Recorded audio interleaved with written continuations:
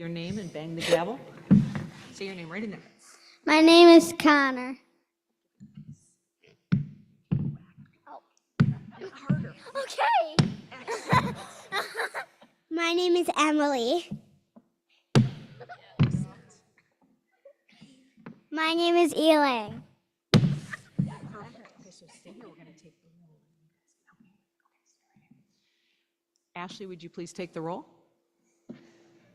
Mrs. Bendel. Here? Mrs. Hoy. Here. Mrs. Miller. Here. Dr. Sabo. Here. Dr. Schlepper. Here. Would you all please rise and join us in the Pledge of Allegiance?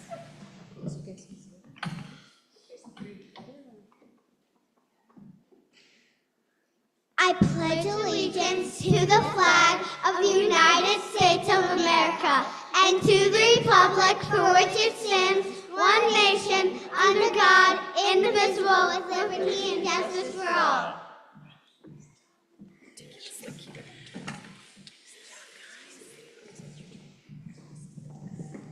We should have a student lead us every time. That's I think so.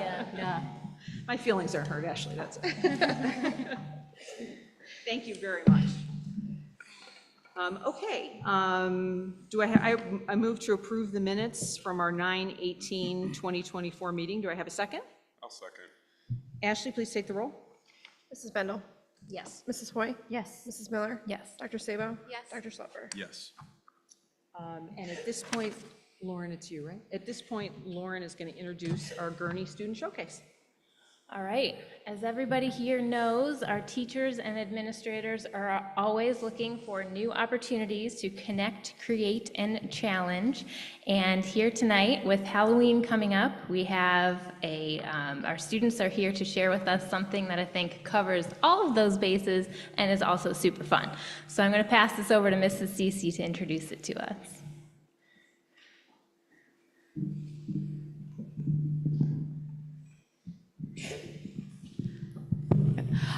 So we are here tonight to showcase our second grade students from Mrs. Jones's class, and they are going to talk to you about their student-led Halloween party this year. So they planned everything from beginning to end, and they are super excited to share everything that they have in store for later this month. So we're going to come on down.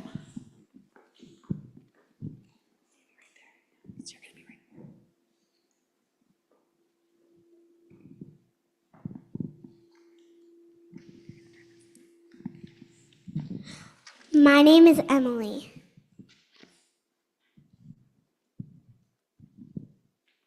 My name is Connor. My name is Elang, and we are second grade students in Mrs. Jones's class.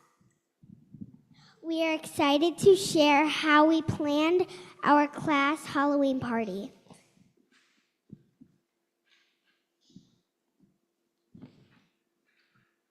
As a class, we talked about the different committees our class wanted to have.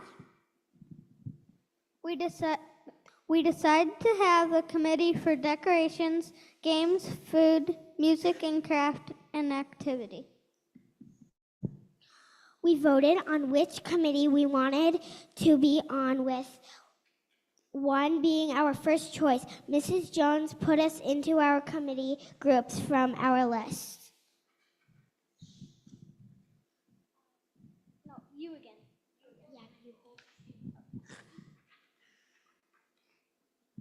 For our class decorations, we made a banner that has pumpkins, Frankenstein, a witch, spider, ghost, skeleton, and vampire and mummy. We will hang them around the classroom on Halloween. This is a picture of the banner that we will have for our party. The music committee looked up spooky songs with the help from Miss Brownfield on our Chromebooks. The top songs that the committee picked were Thriller, Monster Mash, and Ghostbusters.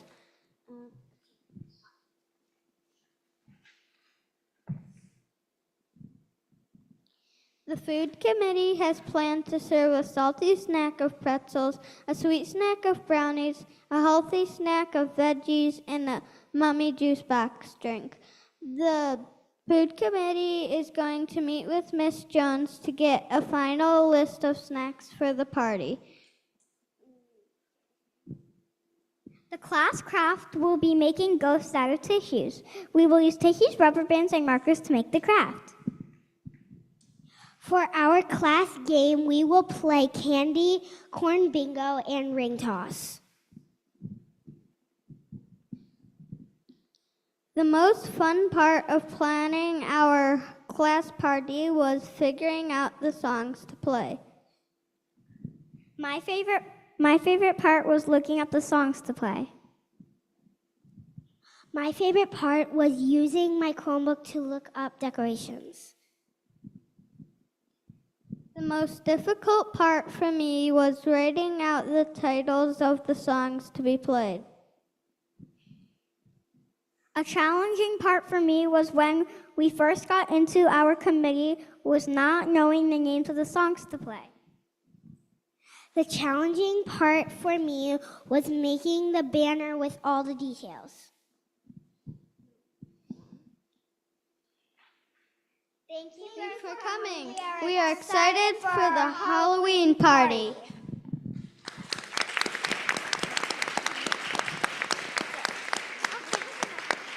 Hey guys, can I ask you a question?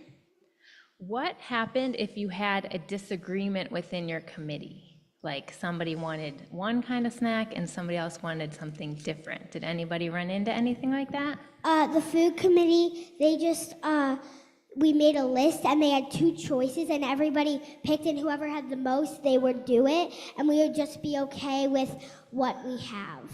Great idea. Thank you.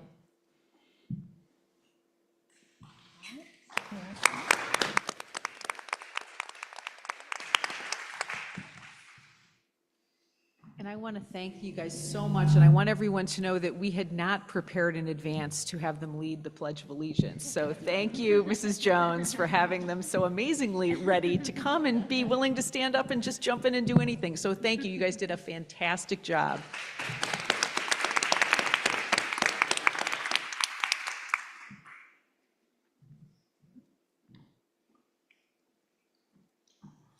And we would love, of course, to have you all stay and watch the entire meeting, but I also understand it's a school night, so if you will take a minute, and if anybody wants to leave and go home, we totally understand. But thank you for coming.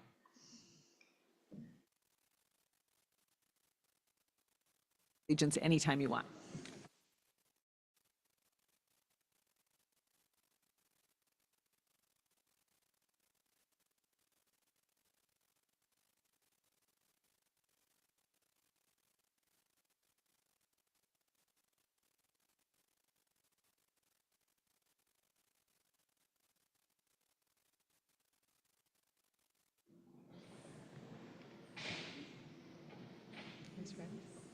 All right, next up, we have our superintendent's report. Jennifer, you want to walk Sure. through these? We have a couple of things tonight. So the first one would be our student advancement team, led by Assistant Superintendent Jared Mullman. And I'll let him go ahead and introduce his team.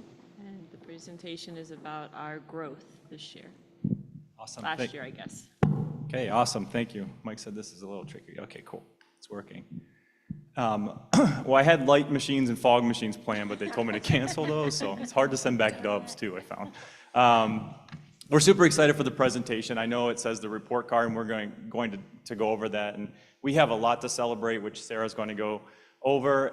But our team really it's been an awesome collaboration this year, focusing on instruction. And we have Sarah Reed here, Principal of Data and Assessment, Corey Hoynacki, Principal of Instruction, working together, and our experience, it really spans the K-12 experience and all of our backgrounds. And Sarah's been here for a while, and Corey and I are both newish, but Corey also lives in the community as does Sarah, so know the community well. And our collaboration has been awesome, and super excited to share some information with you tonight.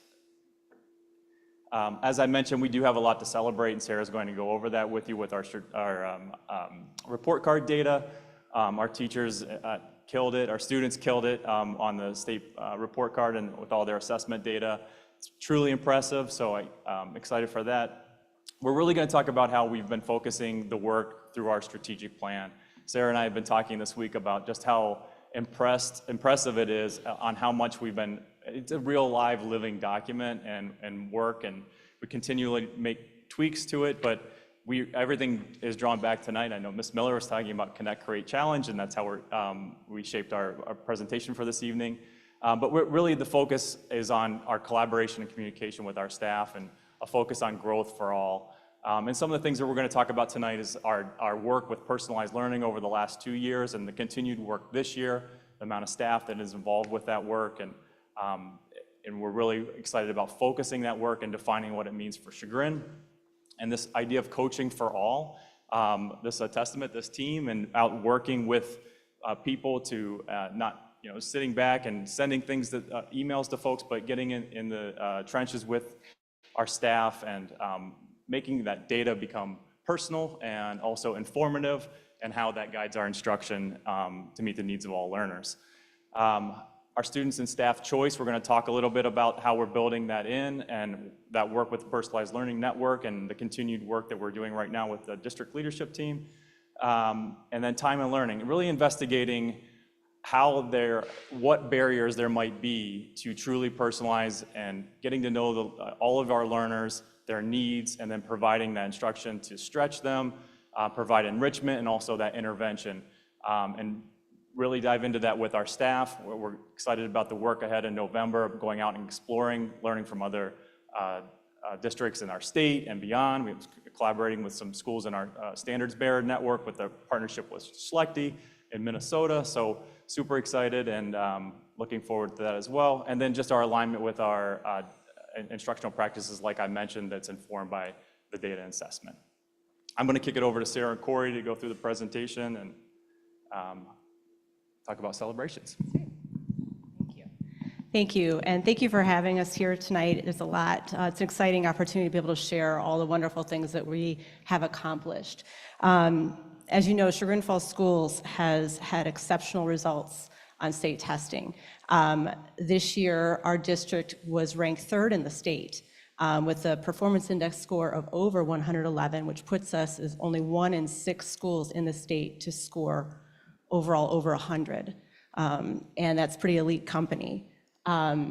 We also received 5-star ratings in all components of the report card, which include achievement, progress, getting to that growth area, gap closing, again, growth, graduation, and early literacy. That's really impressive. Each of our buildings also performed exceptionally well, not only ranking very high in the state, but again, that idea that they are achieving at such high levels. Our performance index scores in every building is either near or over 100. If you're not aware how performance index is calculated, it has to do with how every single student performs on the test. In order to get higher points, so to speak, your students have to achieve at higher levels.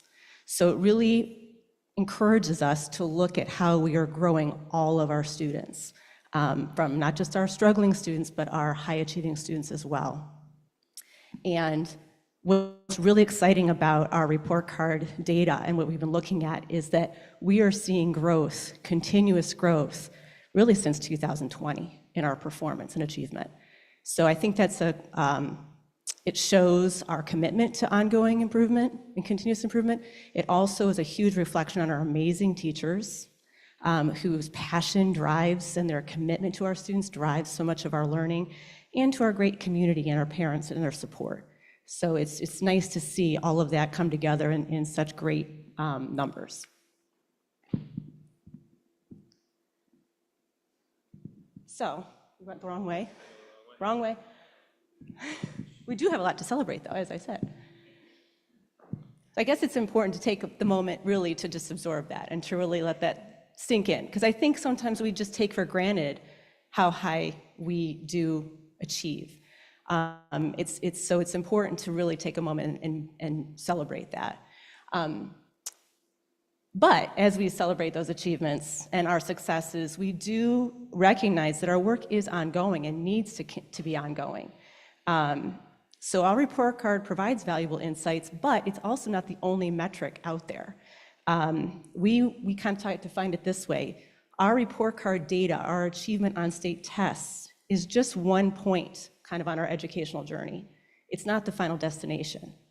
So it's important for us to think about our students and how we prepare them for life after graduation. Our world is very different today than what it was when we were in school. And so we have to be thinking about how we are preparing our students for that world. I think that how we look at data really will inform that. And so we have already started doing that. We have been digging into our data in, I think, new and meaningful ways. Not just looking at the report card data, but looking at testing data through not only growth, but trends over time, and looking at item analysis with our teachers and kind of building the capacity of our teaching staff and our instructional coaches to not only access this data, but to use it to make instructional decisions. Sure. So I guess really what I want to say is, as we go, what I didn't say is before you changed it, is that kind of where do we go from here? You know, we know that this world is changing. We know we want to continue to grow all. So how do we do that? And it's really those organizational drivers, connecting, creating, and challenging that guide our work. Now we can change. Okay, so challenge is the first one. And as the three of us were preparing this presentation, we were kind of took a moment to pause to define what challenge means. Because I think when you first hear the word challenge, you think of it as a barrier. Challenge is something that's a barrier to what we want to do. But that's not how we define challenge. We're defining challenge as opportunity. We are embracing, we are challenging ourselves in ways to grow and improve. So that's really what we want to be doing. So when we start talking through now all the challenges that we've defined, it's not things that we've defined as hindrances or things we have to overcome, but things that we're embracing and wanting to dig deeper into.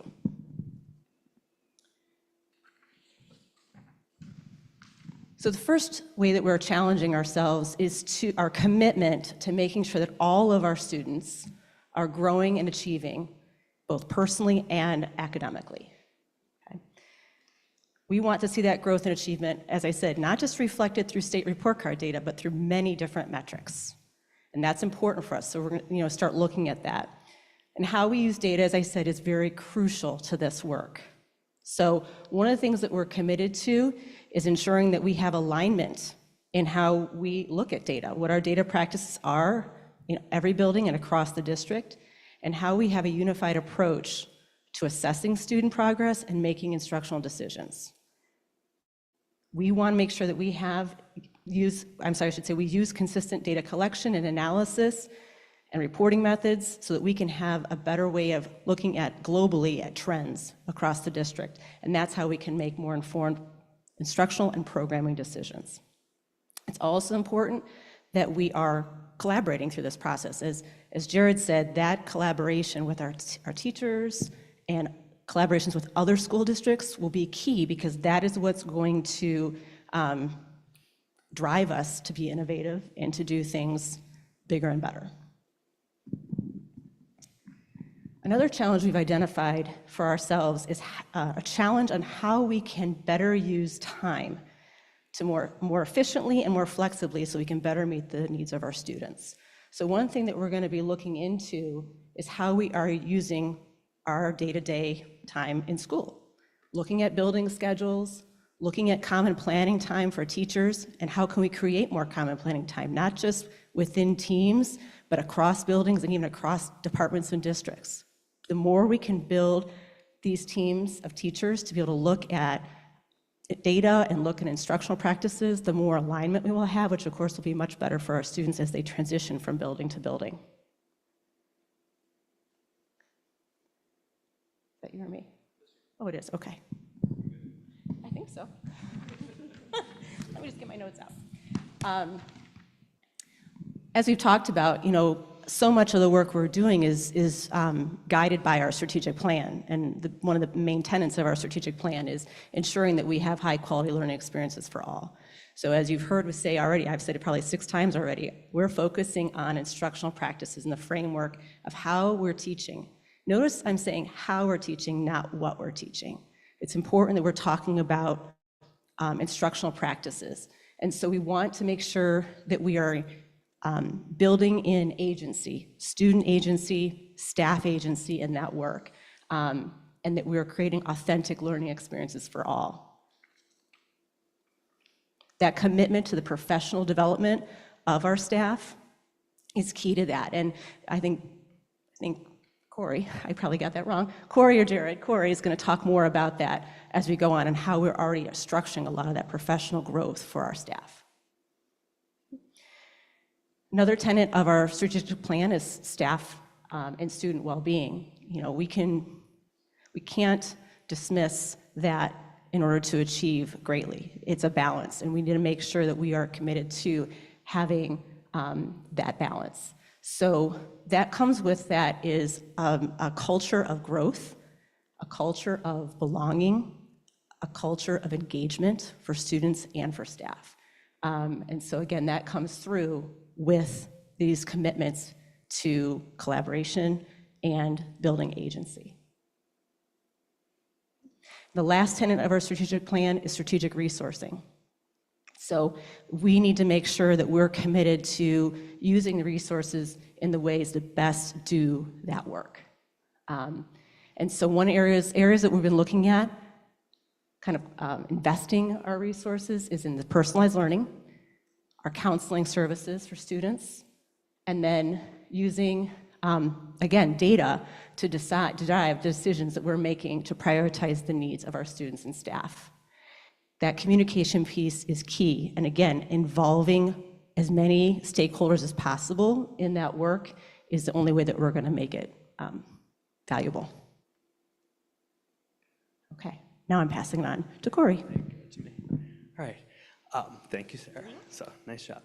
And probably should have said this at the beginning too. If there's any questions too, like please, you don't even have to raise your hand. You can just ask. So, right, the next part of these drivers is connect. And again, just like we talked about challenge and Sarah talked about it, what does connect mean, right? And so just understanding the framework that we're coming from this, or the window that we're looking through as we explore how we want to, again, continue to grow as a district. So looking at those positive relationships, creating systems of support that for students and for staff, right? And for everyone to be able to succeed in all of these ways, feeling valued and connected together. So some of the things that we have already begun to do and have been working on for the last, this goes back to 22, 23, is looking at how we can integrate innovative practices into the classroom, right? And so these personalized learning cohorts, which some of you have probably gotten to see and experience and meet with some of those teachers and students who are part of those, it's really exploring, you know, how do we create an environment for our students that meets the needs of every learner, right? It's not a one-size-fits-all. It's not a factory model.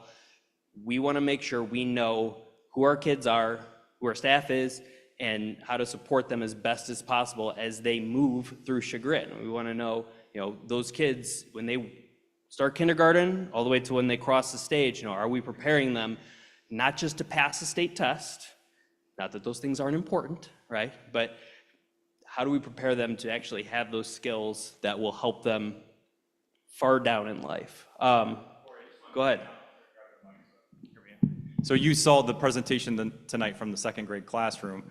That's not just planning the party, but Ms. Jones is modeling for them student voice and student choice, flexible classroom, allowing the kids to drive what's happening in the classroom. And you could see the excitement and buy-in for them. We actually just modeled our DLT after what they were doing with our district leadership team meeting. It was interesting, they were ranked choicing what they wanted to do and then get involved with. We're doing that with adult learning as well. We used their learner profiles that they completed in September. We designed choices for them based on how they prefer to access information, and then we gave them options for how they're going to look at personalized learning, whether it be a book study, investigating podcasts, or going out and learning, which I'll talk about later. But I just wanted to jump in and say that that work came directly from the work at Gurney with their work with personalized learning and the cohorts that they've been doing over the last couple of years.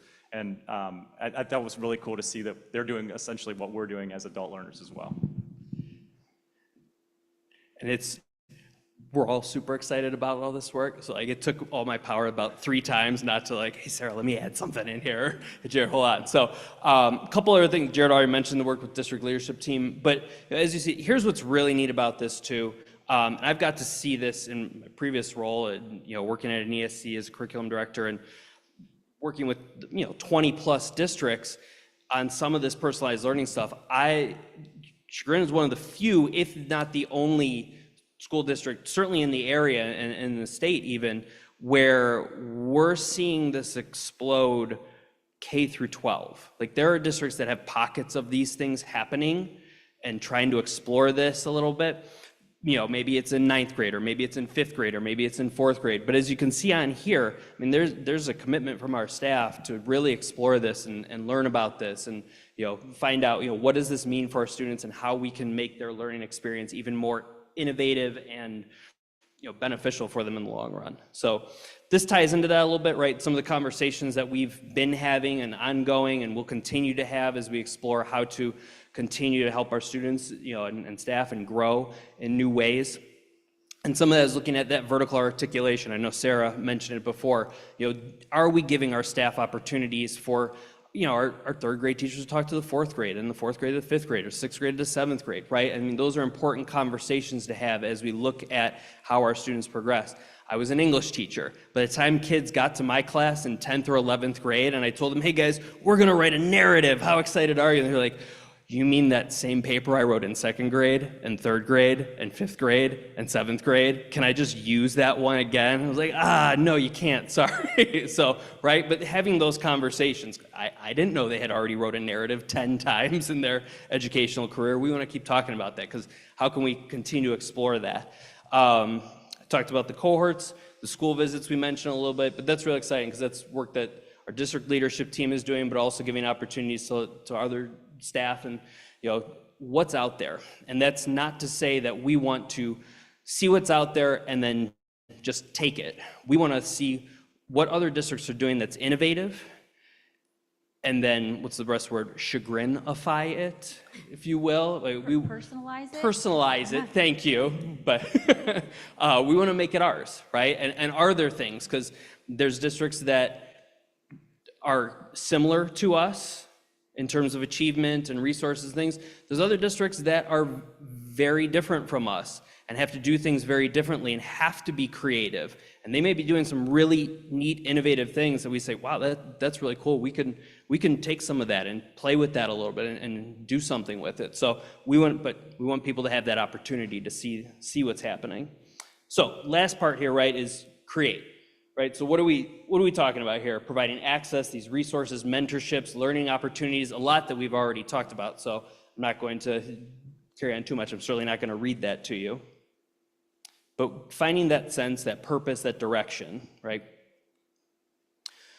So we're looking at innovative approaches, and Sarah and I are going to share a little bit on this slide here. But one of the things, again, supporting our teachers helps to support our students, helps to, again, grow and innovate in ways that we maybe haven't thought about before. And so one of the things that we've done, and your support and district support and community support and everyone's support, is adding these instructional coaches. We went from 3 to 7, and I may be biased, but I think they have absolutely knocked it out of the park in the first few months of school here in terms of, I'll give you an example. The first conversations we had with the instructional coaches at the start of the year was, okay, how do I get people to talk to me, right? How do I get people to know I'm here to support them and help them and get involved in their classrooms?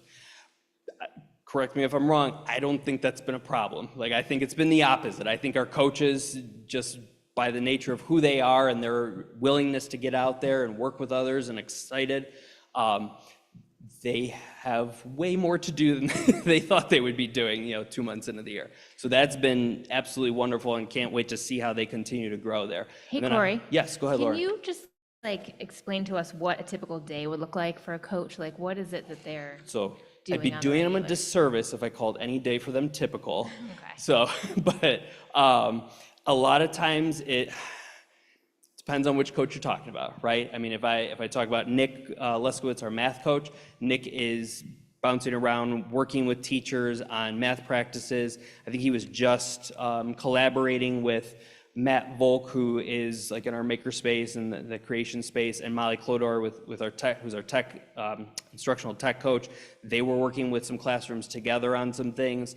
We had Sandra Gooden, who's here at K3. She is working with teams of teachers on, let's see, she's doing book studies, she's doing pathways and pace, she's coming into classrooms to help support literacy practices.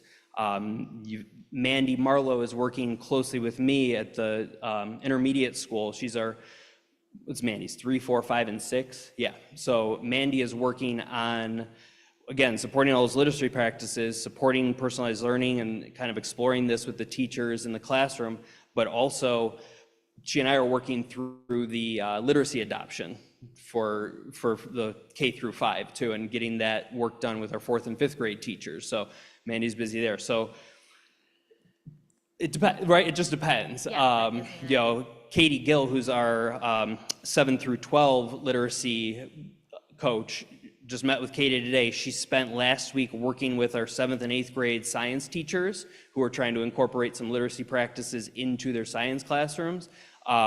This week, she's talking to our department chair in our English department about some of these sort of pathways and pace and personalized learning options and things that they want to explore a little bit at the high school. So I hope that answers. Yeah, Yep, I mean, it could be a whole separate presentation. So, but yeah, and the it's a other great question. piece to all of this too, just to keep in mind about the coaches, was when they took on the position, they also started a training for results-based coaching, which was coaching for engagement, which is essentially coaching up. So they're all being trained on how to work one-on-one with teachers that want to perfect or grow their profession. And so beyond all of this work, they're all working on growing professionally in that trade, if you will, and learning how to coach as a results-based engagement coach, if you will. And so some have even now expanded out to be able to start doing that one-to-one coaching partnership, which is really exciting to see.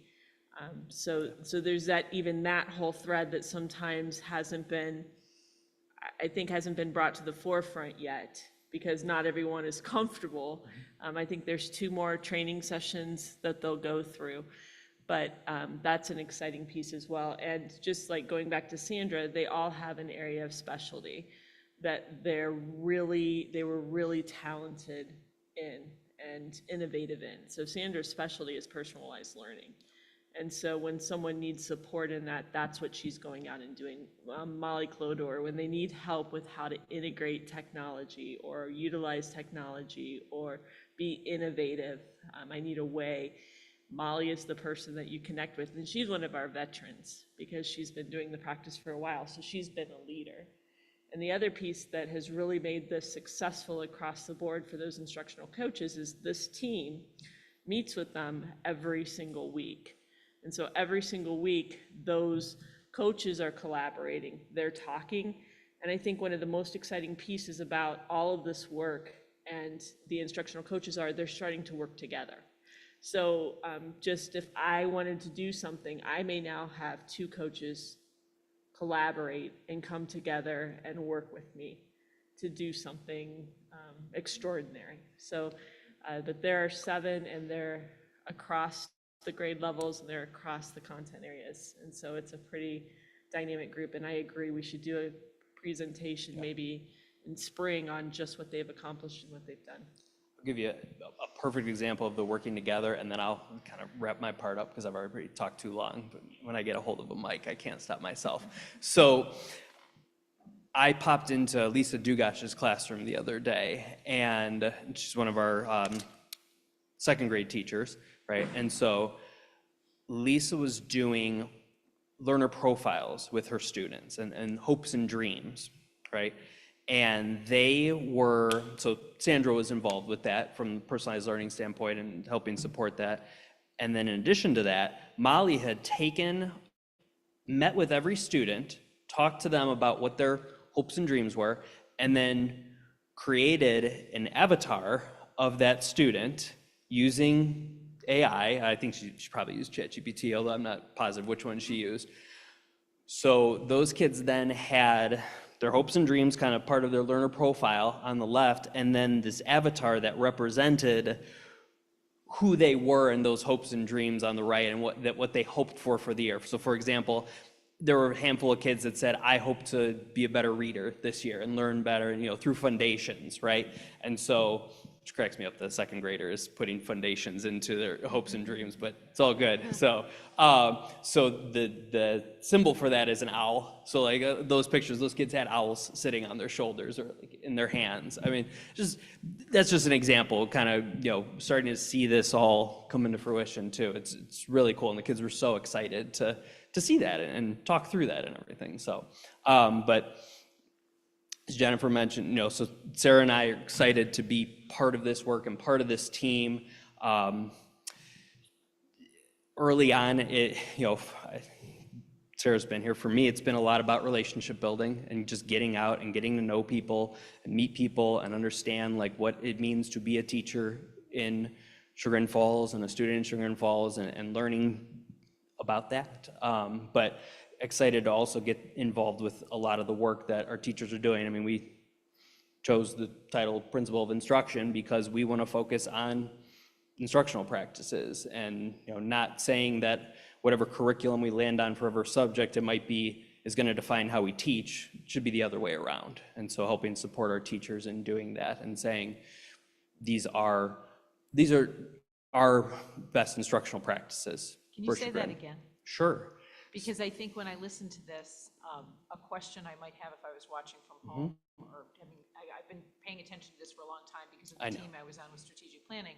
But I think when you talk about a switch from being curriculum driven to being instructional driven by instruction, there's sort of a question of, well, why would we value that, or why would we do that, or maybe even more down in the weeds, what impact might a parent see at home, because there's so much work going on behind the scenes with our administrators and our teachers.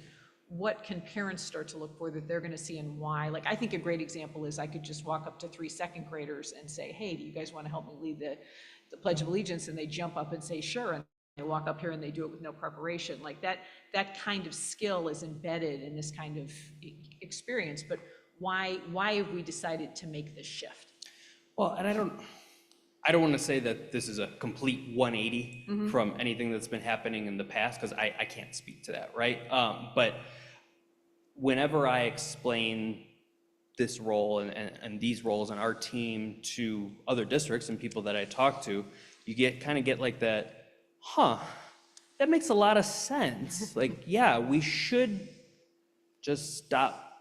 Well, I'm not saying stop buying curriculum, but like we shouldn't just take that as gospel, right? Like, teachers are experts in their field, in pedagogy and all those things. So as we move forward here, and again, I can't say that it might look completely different for a parent when they come home, right? When their kid comes home and what that looks like and all those things. And maybe it shouldn't, right? But on the backside of that is knowing that there's a lot of incredible practices that we currently have in place. And the last thing we would ever want to do is take those practices and just throw them out because we bought this new curriculum and it's shiny and fun and it's going to tell us this is how I should teach it. Well, hold on a second. Like, we know what's best for our kids, because we've been talking about that this whole time. Like, the point of all this is, yeah, the report card's important, right? All those things are important, but what's really important is how are we helping our students grow and thrive and progress all the way through. Go ahead, you want to jump in there? I'm sorry. Well, I just wanted to say that to me, the simplest definition is, curriculum tells us what to teach. It's the content, but instruction is how we teach, how we learn. And as we've been saying all along, that is so important, and I would argue more important in many ways than what is being taught. I probably shouldn't say that too loud if the state's not listening, but you know, it's really about how students learn and how we are teaching and the methods we're using for teaching, the strategies we're using to reach all of our students. So this, if you want to call it a shift in focus or maybe just a more defined focus on instruction, comes from that commitment to, you know, how kids learn, how this, just as you said, the embedded skills we want them to have so that they can go out into the world, as I said earlier, and be able to be successful. And that's more important sometimes than the content that they're learning. So that's kind of my definition of it, maybe very simply. I don't want to take too much time, but I'll just give you a good example of how this plays out. So the state of Ohio has mandates all the time, right? And they define what we teach. And without a vision of what we want to do with, as far as teaching and learning, you could be susceptible to just picking what they say. So with the science of reading and the new literacy requirement, for example, they set programs and had an approved list of programs that you have to choose from. So it started last year with Gurney, that we want to empower our teachers because they know their learners, they know what best practices are, to pick a program that's going to work for what we want to do with instruction and teaching and learning to meet the needs of our kids. And we put that through that filter. So not only that, we want to be aligned with how we're providing instruction. And so that's the work that Corey mentioned with Mandy with grades 4 or 5, of getting them to a point where they understand the new requirements, what's being asked of them, and how that fits with our modes of instruction and what's best for our learners. And that's, we're coming together, our teachers are driving that, they're asking for the resources, what they want to look at, and making a choice based on what our needs are and what our learners' needs are. And Gurney set that stage up last year. You were on that committee. And they did such a great job of going through all of that, and that was a great starting point for our 4th and 5th grade teachers who hadn't had the science of reading training yet. They did that all over the summer. In fact, all of our teachers did it over the summer. And then again, how that training fits into what we want to do for our kids, and then they'll come together to collaborate to pick a program that's going to meet the needs. But that's a resource, right? That's a resource for providing instruction that we know that works. Our teachers know that works. Sorry. Yeah. So curriculum is tool instead of driver, right? Yeah. And hopefully that as we all embrace instruction, and we of course have always been embracing instruction, but we create kids in an environment who can adapt to different curriculum as things change, because things change so rapidly. I can't even believe it in this job, how many changes, how much new stuff comes from the state of Ohio, how many changes come at our teachers that are curriculum changes. And hopefully we create lifelong learners who are curious and who are interested in learning, not just learning one particular kind of curriculum, memorizing it and moving on. Is that fair? I think so, yeah. And, Okay. and I would just add, that being informed in the decisions we make, and that's where my role comes in. I think sometimes data gets a bad rap, and it's kind of a bad word. And I was actually asked recently to define what data is. How would a teacher define data, or how would a board member define data? And I said, I'm not sure, but I hope that everyone would define it as it's information. We want to make informed decisions. And so I see my role in those partnerships with building principals, with this team, and with teachers directly, and how we're making informed decisions. Accessing the data, thinking about how we're looking at the data, what data we're looking at. Again, there's a broad range of data that we haven't not really tapped into, right? To be able to make the best decisions. And then again, doing that in conjunction with these conversations about how we teach and how we learn. I think that's where it gets super exciting. So that's how I see my role in kind of fitting into this team. So, all right, you can wrap it up now.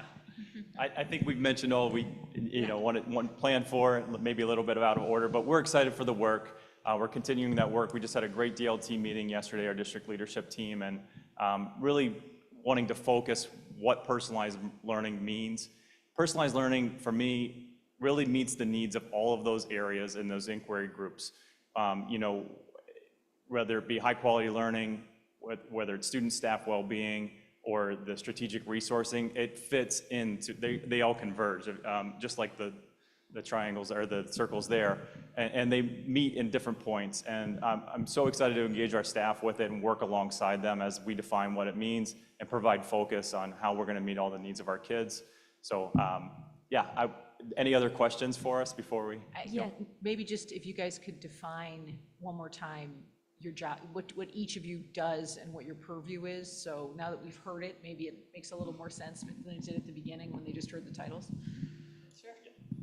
So as principal of data and assessment, my role is a supporting role, supporting our building principals and our teachers and teaching teams in accessing and using data to make informed decisions. So there's also a compliance side. I'm not going to lie, there's a compliance side. You know, there are mandates, and so part of my role is ensuring that we are compliant with those state mandates, whether it's through state testing or other testing platforms and those kinds of things.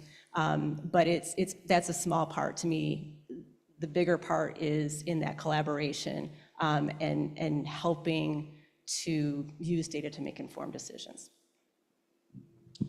And for myself as principal of instruction, in a lot of ways it is working with our curriculum, but as we said before, understanding how that's a tool to help us and how we're using that tool is where I'm working to support our principals to be instructional leaders in their buildings, supporting the staff, resources, whatever those things may be that they need. And so working Sarah and I talk about it all the time.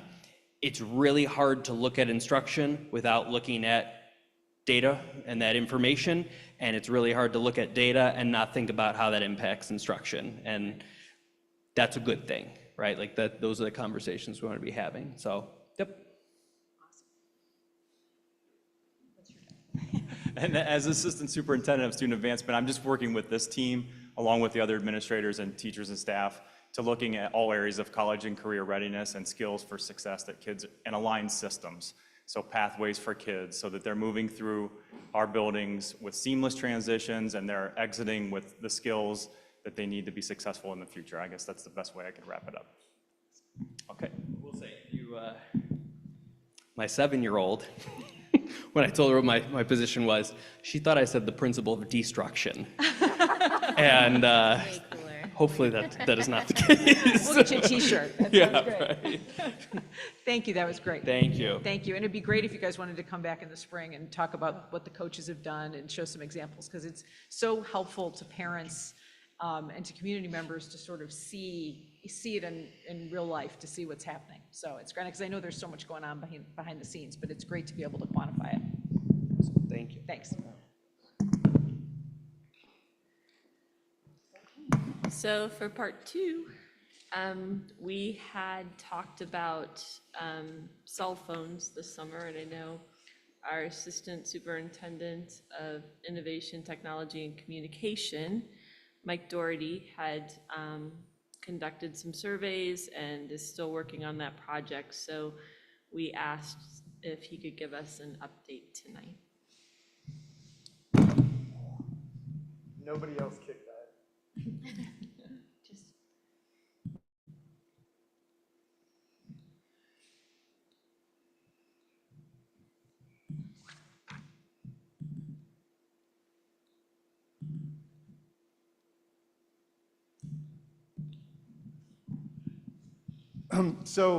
I do want to talk about cell phones tonight, but I also want to talk a little bit about technology in general, as well as Senate Bill 29. But let's start with cell phones and kind of where we are. So the last time we had an update, I let everybody know that we were going to survey staff and students to see how things were going. So we did that last week and a little bit of this week. And I only have 3 slides, but I just wanted to highlight a couple of things. So I know that those of you at home can't see this, but this one says, in what classes are you required to put your smart device in a phone pouch or keep it out of sight? And we're at almost 90%, so almost all classes, and the yellow is most of my classes. So what we're seeing is the policy is in effect, and it is working, right? We're knowing that students are putting phones away. We asked teachers, have smartphones, smart devices been a distraction in your classroom this school year? Predominantly no. We're at a little around 70%. The yellow those are people who took the survey who don't actually have a classroom, so they couldn't answer that one. So there's only 10% saying that cell phones are still causing some kind of distraction. And then last but not least, we asked the staff, do you believe that the cell phones have had a positive impact? Overwhelmingly, yes. Almost 90% of the staff members surveyed said, yes, we do think cell phones are having a positive impact. All of this data was just 7-12. I did not survey K-6 because, again, those phones are put away all day. I didn't think there'd be much value in asking them those kind of questions.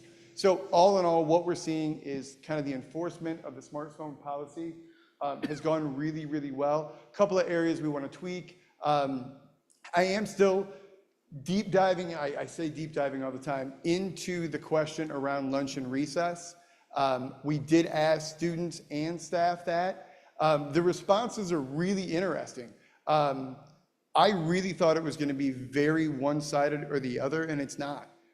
Some of the things that kind of drew my attention was, for example, one staff member said, I do want the kids to have their phone at that lunch period, study hall time, that middle of the day, because there are some kids who need that downtime, need that break. They're not naturally social. So we talk a lot about, well, we'll put the phone away so they talk to their friends. And this staff member was like, there are kids who don't want to do that in general. They're introverts, and this provides them a nice break. I hadn't looked at it from that standpoint. The students would prefer to have their phones all the time. I didn't bother to put that data up, but I think it's obvious they want their phones. So all in all, what I would say is right now the policy is definitely working. We've seen a lot of positive results at the high school, middle school. Again, I want to dig a little bit more into, right now students do have their phones out at lunch and before school and after school. Again, the before school, after school time isn't really up for debate. It's that lunchtime that we're looking at. And there's a lot of data to look through that. So we'll continue to look at that as a team and kind of move forward going on that. Senate Bill 29. So everybody in this room should have got the email today that I sent out. So in July, Senate Bill 29 was passed, and there are a lot of things in Senate Bill 29, but one of the things that specifically impacts us is our requirement to notify all of you that we are monitoring student use on their Chromebooks. We have been monitoring student use on their Chromebooks since we got Chromebooks 10 years ago. So this isn't anything new, but the bill does require us to let all of our families know. I actually think that it's in the student handbook, but the law goes into effect on October 24th. We did want to get that message out just so we were in compliance. So if you got that email and you had questions about it, that's what it is. Again, my email is on there. Please feel free to reach out. There are some other things with Senate Bill 29 that we're looking at that have to do with noticing parents when we do access student data. We have a metric for that when we do need to notify parents. I met with principals yesterday as well as Dr. Pinzarski to kind of catch her up on what we need to do. We're prepared for that. I will send those notices. We kind of have a process now with principals when those notices need to go out, so I will take care of those. And all in all, we're just looking at technology in the district as a whole, right? So we've been having these roundtables. We had conversations at Gurney a few weeks ago. We're having conversations at the intermediate school tomorrow, and then at Monday at the high school, middle school. All of this kind of ties together, right? It's not just one thing. We're looking at smartphones, we're looking at Chromebooks, we're looking at our internet filtering. We're looking at everything and really looking to make adjustments based on what we're seeing, right? Again, hearing the feedback from Gurney was great. I'm actually super excited to go to the intermediate school tomorrow. I don't want to predict what they'll say, right? I know what the Gurney parents said. I'm interested to hear what the intermediate school parents said. We have met, myself, Dr. Pinzarski, everybody over here. We've had a lot of conversations around this. We just want to make sure that whatever decisions we make, we roll them out effectively and smoothly. Yeah, I'm happy to talk about this again. I can come every board meeting and talk about tech and smartphones and where we're going, but Be again, careful what you wish for. Mike, this is like the 4th meeting in a row. I feel like this is fun. Mike, can I ask a quick follow-up Sure. question? When you talk about smart devices, is there any separation of watches? There is, and that's one of the conversations we're having at the high school, middle school level. So K-6 students are not allowed to have those during the day. 7-12, they are. So I think when you look at the one where it talked about distractions still, I think that's where we're seeing that little bit of green, is there are kids, not everybody has a smartwatch, but I think that is some of it. I have a couple other things that I want to get into, but I think I know a couple other reasons why we're still seeing a little bit of distractions. But yeah, that is one of the things that we're talking about. And you talk about not predicting, but with a kid in the intermediate school, my prediction is that that's where you have the least amount of compliance, is where you've got those kids that are still wearing those watches. I'll I'm be very interested. I think I know what the intermediate schools are going to want to talk about. I think it's going to be very similar to Gurney, but I don't want to mess any of that up. So we'll wait to see what people have to say tomorrow. I will say that I do have some ideas and some solutions in mind. Molly Cloder, who we talked about earlier, we've met a number of times about this. Yeah, I'm excited. The feedback has been great. We've been talking, the community's been talking. The feedback has been really good. So I'm excited to put some of those things into effect once we've had a chance to hear from everybody. And I think it's important to note, we're looking for age-appropriate solutions. So Correct. what's correct K through 2 or K through 3 might be different than what works 4 through 6, and totally different, obviously, 7 through 12. Yep. Or even 7, 8, 9 through 12. So, And that's currently how we have things now. When we look at things like internet filters and things like that, those scale based on the age of the student. So the filters here at Gurney are different than what they are at the intermediate school, than 7-12 as well.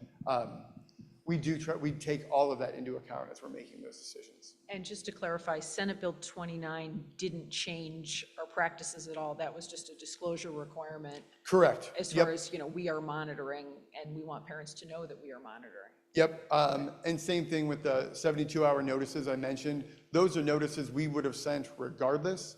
The bill just makes it a requirement now, but these are notices we send anyways.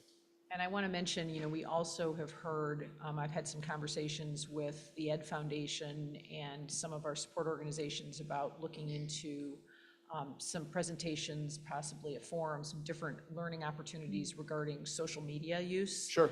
Because that's also closely related to this whole technology knot, and something that we really, as a school district, struggle with because so much of this happens outside of school. Yep. So that's another thing that is part of this mix that I've been hearing about from parents that I think we want to acknowledge, and that we're hearing about that, and we're looking at that too. Correct, and I did not mention that as part of my lumping all of this in technology, but social media is a huge part of that conversation.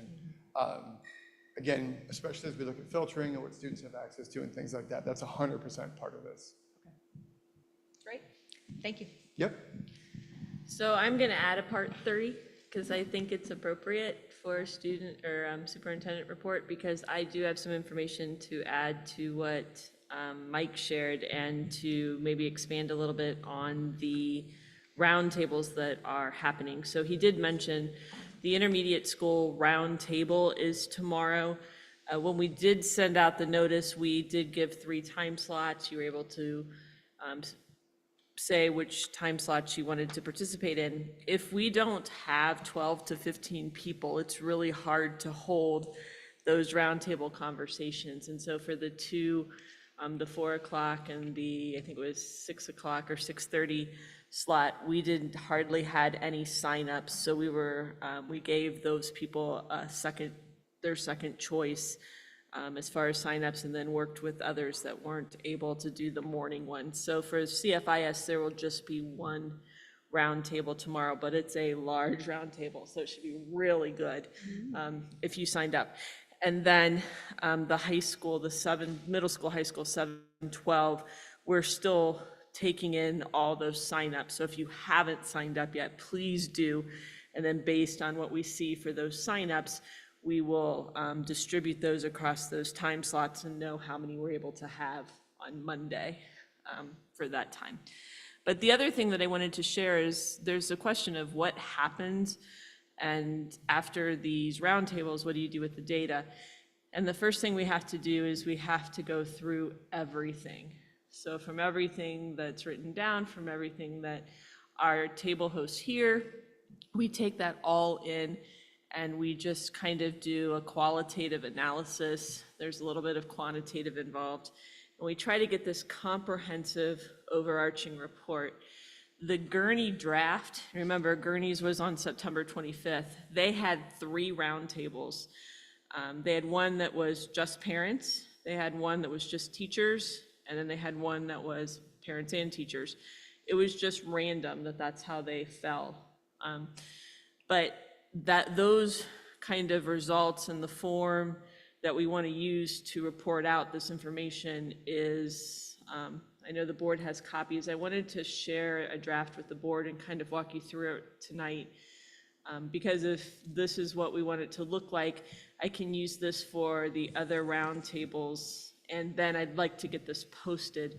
This was shared with the participants of the roundtable of Gurney. This was shared with the principals and teachers, and I think, help me, Mike, communication-wise, I think those were the groups that we shared with at Gurney for this one. And I want to walk you through what it looks like and then what we do with it after we have this comprehensive report. So the way that it will be broken down for people is that we talk about the structure, so how many sessions there were, who participated, and then we give the prompts. So as Mike was saying, we're curious about the different aspects of technology. We're curious about the well-being, the social media pieces. The prompts are listed there, and there are times and tables where the participants can talk about those things and share that information. And they spend about 15 minutes in each one of those discussions as they move around the event. And part 2 of that, the roundtable session then, is what we call a garage sale. And we talk then about what's working well, what's not working well, what we need to tweak, what we might want to throw away, which I was hoping Mike might give us a number of how many Chromebooks will be in the garbage can tomorrow. And then the profits for sale is what new programmings and things we want to go through. So that's how I would like to set up the report for these roundtables so that everyone kind of has a background as they're looking at it. And then the next section would be the key findings and recommendations. So for Gurney, and I'm really just kind of going to go fast, and what I want you to remember is if you went to the roundtable and you're reading this and say, well, this didn't happen at my roundtable, it might not have. It means that it happened or was a common theme across all 3. So this isn't specific to any one roundtable. And then they're linked to the prompts. So for the Gurney roundtables, one was technology integration for academic and emotional support. It kind of talks about what was discussed, the concerns and the insights that were given. And this one, it was kind of neat because we had that specific parent one and the specific teacher one.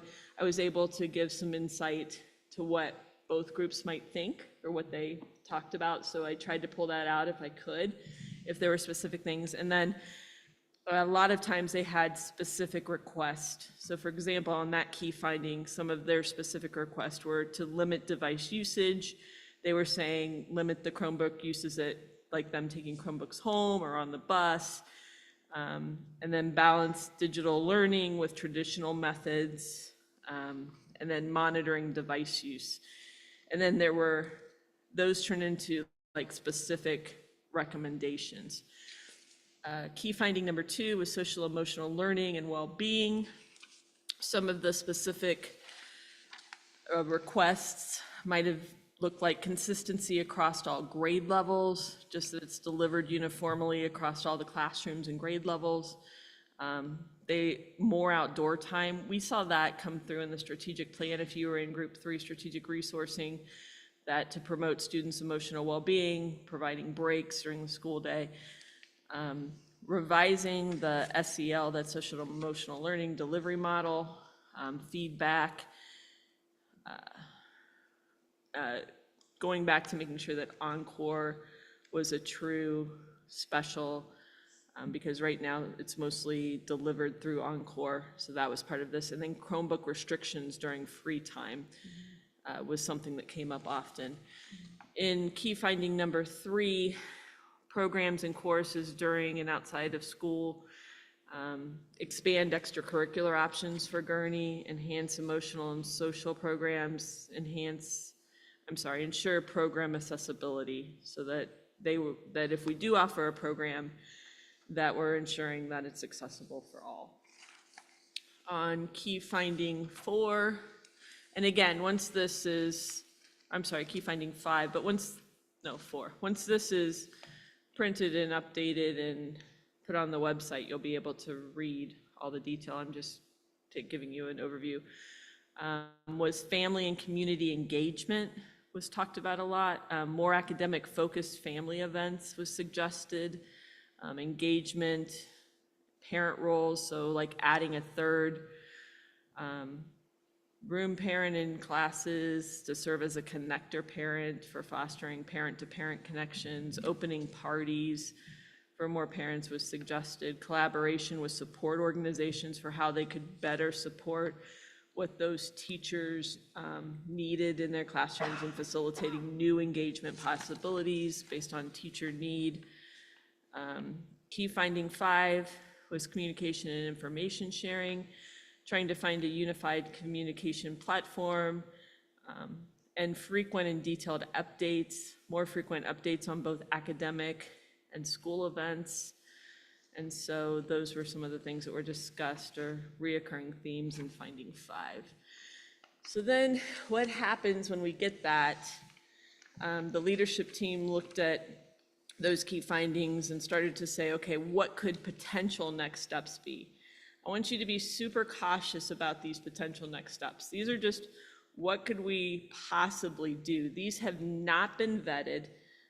Any kind of action plan that we would put in place would be a collaborative process. It would be done with their Gurney staff, with Gurney's BLT, with the administration. It would be a process to put into place, but there would be short-term goals and long-term goals. And we found as we were working through the whole document, a lot of it was simply just a communication gap. So an understanding of the difference between what was happening and what was really going on, if that made sense. So there was some of that to be clarified, which was an interesting conversation that the leadership team had. So these were just potential next steps is the next. So we had report sharing and community engagement, which was presenting this to the Board of Ed. Technology guidelines, develop and implement clear age-appropriate guidelines for the Chromebook, which is something that Mike is relooking, revising and looking at those things. Student advancement team, the team that presented tonight, review and update the district leadership work pre-COVID. So pre-COVID, they had done a lot of work, the district leadership team did, on homework. And they had talked about where the Chromebook was used and where it wasn't. And there are even charts from when that work was done. And so our leadership team said, why don't we go back and update that? And then we can assess the places if we could do some reduction, or if we don't send the Chromebooks home, what grades would that be, or what would that look like? Is it reasonable? Is it not reasonable? But then we'll have the data and we'll know exactly what it is, because Gurney did all this work. So we just need to articulate it and we need to go back and revisit it, but Jared's team can do that. And then there needs to be a comprehensive review of the use, the questions about free choice time. There was questions about library and some other things that we just want to be able to articulate, because, for example, typing is taught, I think, as a portion of the library period when we discussed it. So they're probably going to use Chromebooks in library if they're doing typing there, but is that the place it needs to happen, and is that the best? And maybe that is the best. So to say that Chromebooks won't be an encore may not, and I know library's not technically an encore, but there are some communication pieces that we could articulate when a decision is made, so we would understand why this is being used. So if you walked by the library and saw kids on Chromebooks, you might not understand that they're doing typing. And why are we doing typing there? We can articulate that better. But it doesn't mean that we wouldn't change that either. There just needs to be some discussion, but that has to happen with Gurney. The recess and outdoor activities, that was on here that we could look into. The family and community engagement and growth, again, that's talking with the teachers about what the need is, working with what the building principal needs for those connections and what support they need for the school, opening the communication channels. We have Mike's department is working on that whole system and supporting then whatever Gurney would need. And then we just would need to review our progress. And then there's a whole long-term piece. There was a part about the space at Gurney and what we're going to do long-term, but that's more of a long-term facility planning. So what would that look like and how would we make that work? There was talk about expanding STEM and possibly even into STEAM. What would that look like? Professional development, how could we improve? What does that need to look like? There were some things about teacher wellness and support and identifying what that was. So we put all of that in, again, in the document as potential next steps, understanding that this is not the action plan. So from this, now that we have the report where we've pulled apart everything from the 3 sessions, now we go back to the school, to the teachers, to the staff, to the principals, to our central office leadership team, maybe even to DLT, to the work that they've done, and we'll talk this through and then create an action plan. And yes, some can be acted, maybe there's some things that we can do right now, but some of this will be long-term as well. But this is what I think would be the best process for letting everyone know what the outcome of those sessions are. But it takes a long time to go through all of that information, especially when there's 3. So this is just a draft, so if you have any input on something you'd like to see changed before we actually finalize. My idea was that we could possibly share it out or show the group tomorrow of what they can expect. Because I do think that's something that the people that participated in the Gurney roundtables, they've had to wait a long time for us to put everything together. So we could show the intermediate school families and teachers what they can expect to receive once we get all their information. So the intermediate school's tomorrow, and people have already signed up for that. Do we have a date yet for 7/12? Monday. So Monday, 7/12. And then we'll put everything together as a district and see what the big picture is. Great. As well.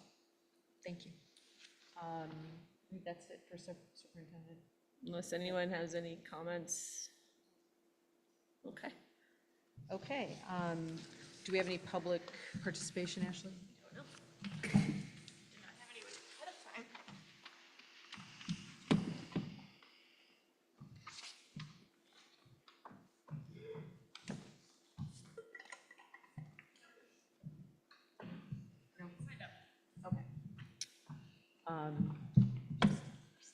What's that? I'll let you sit down. Okay, I move to approve consent agenda items 5.02 through 5.06. Do I have a second? I'll second. Okay, we're on to the superintendent recommendations. Jennifer, you want to walk us Do through we have to these? vote on Let's those? vote on Oh, I'm those. sorry. Yeah, Ashley, you want to take the roll? Mrs. Hoy. Yes. Mrs. Miller. Yes. Dr. Sabo. Yes. Dr. Schlepper. Yes. Mrs. Bendel. Yes. Okay, now, Jennifer, superintendent recommendation? Sure. 6.01 is just our salary reclassifications. Typically, this would be because of education or movement on the overall scale Okay. that we would do. So moved. Do I have a second? I'll second. Ashley, please take the roll. Mrs. Miller. Yes. Dr. Sabo. Yes. Dr. Schlepper. Yes. Mrs. Bendel. Yes. Mrs. Hoy. Yes. The next one, 6.02, is just the certified personnel contracts. You'll see that there are building substitute teacher and then just substitutes. So moved. Do I have a second? Ashley? Dr. Sabo. Yes. Dr. Schlepper. Yes. Mrs. Bendel. Yes. Mrs. Hoy. Yes. Mrs. Miller. Yes. And 6.03 is a classified resignation for our transportation department. administrative assistant. Okay, so moved. Do I have a second? Second. Ashley? Dr. Schlepper, Yes. Mrs. Bendel, Yes. Mrs. Hoy, Yes. Mrs. Miller, Yes. Dr. Sabo. Yes. 6.04 would be our classified contracts. There's several. You'll see student support aides. We were able to hire then the administrative assistant for the transportation department as well. So moved. Do I have a second? I'll second. Ashley? Mrs. Bendel, Yes. Mrs. Hoy, Yes. Mrs. Miller, Yes. Dr. Sabo. Yes. Dr. Schlepper. Yes. 6.05 would be certified personnel additional hours. Everyone is explained for what the hours would be for. Okay, so moved. Do I have a second? Ashley? Mrs. Hoy, Yes. Mrs. Miller, Yes. Dr. Sabo. Yes. Dr. Schlepper. Yes. Mrs. Bendel. Yes. 6.06 is for classified personnel additional hours. Again, each description is listed with the persons, the people following. Okay, so moved. Do I have a second? I'll second. Ashley? Mrs. Miller, Yes. Dr. Sabo. Yes. Dr. Schlepper. Yes. Mrs. Bendel. Yes. Mrs. Hoy. Yes. 6.07 would be your winter season for your athletic and co-curricular supplementals. So moved. Do I have a second? I'll second. Ashley? Dr. Sabo. Yes. Dr. Schlepper. Yes. Mrs. Bendel. Yes. Mrs. Hoy. Yes. Mrs. Miller. Yes. 6.09 is just OHSSA. This would be for game workers for the, Jennifer, you skipped 8. oh, they skipped 8. 6.08. 6.08 looks like it's supplemental resignations. Okay, so moved. Do I have a second? I'll second. Ashley? Dr. Schlepper. Yes. Mrs. Bendel. Yes. Mrs. Hoy. Yes. Mrs. Miller. Yes. Dr. Sabo. Yes. That brings us to 6.09, which is OHSSA for game workers' pay. So moved. Do I have a second? I'll second. Ashley? Mrs. Bendel. Yes. Mrs. Hoy. Yes. Mrs. Miller. Yes. Dr. Sabo. Yes. Dr. Schlepper. Yes. 6.10 is just another salary adjustment for exempt employees. So moved. Do I have a second? I'll second. Ashley? Mrs. Hoy. Yes. Mrs. Miller. Yes. Dr. Sabo. Yes. Dr. Schlepper. Yes. Mrs. Bendel. Yes. 6.11 would be a student enrichment for the high school with the, this would be with our computer science program, which is great. So moved. Do I have a second? I'll second. Ashley? Mrs. Miller. Yes. Dr. Sabo. Yes. Dr. Schlepper. Yes. Mrs. Bendel. Yes. Mrs. Hoy. Yes. 6.12 is the CFEA MOU agreement. This is for the beginning of the school year where we allow for the 2 additional workdays. We had great success this year with how the school calendar worked. And since we're in school calendar mode, design mode, we just wanted to go ahead and get the MOU finalized. And then I think what you'll see maybe next month would be the public hearing, which is where we would discuss it with a possible vote in December. If it doesn't happen that way, we would do the public hearing, which would be the talk of the calendar in December with the vote in January. So the goal is to get the calendar It's squared done. away by the end of the school year if possible. Student advancement team is working. See, look, Okay. there he's got his thumb up. Awesome. Okay, great, because people are Public starting hearing in to ask December? about Ask now, planning yeah. for the next school year. So we'll have it at the Oh, next great. board meeting. Great. Okay, so for people who've asked about the calendar for next year, we should have that. Approved in December, but you should know the dates in November. Okay, Excited. perfect. Okay, so moved. Do I have a second? I'll second. Ashley? Dr. Sabo. Yes. Dr. Schlepper. Yes. Mrs. Bendel. Yes. Mrs. Hoy. Yes. Mrs. Miller. Yes. 6.13 is HVAC work. So moved. Do I have a second? I'll second. Ashley? Dr. Schlepper? Yes. Mrs. Bendel? Yes. Mrs. Hoy? Yes. Mrs. Miller? Yes. Dr. Sabo? Yep. 6.14 is ski club supplementals for CFIS and CFMS. I just want to draw this a little bit of attention to this. These were community ed positions, but because of the participation, we worked with CFEA, and we are going to do the supplementals through the negotiated agreement, and that way we can have more oversight on the club, if you will, which is typically what we would do when we get this type of enrollment. Because of a lot of participation, is that what you mean, just a lot? Okay. That's great. Hopefully we'll get some snow. Yeah. They managed somehow. So moved. Do I have a second? A second? Ashley? Mrs. Bendel? Yes. Mrs. Hoy? Yes. Mrs. Miller? Yes. Dr. Sabo? Yep. Dr. Schlepper? Yes. And then you'll see in 6.15, the actual supplemental contracts for those, for ski club. Okay, so moved. Do I have a second? I'll second. Ashley? Mrs. Hoy? Yes. Mrs. Miller? Yes. Dr. Sabo? Yes. Dr. Schlepper? Yes. Mrs. Bendel? Yes.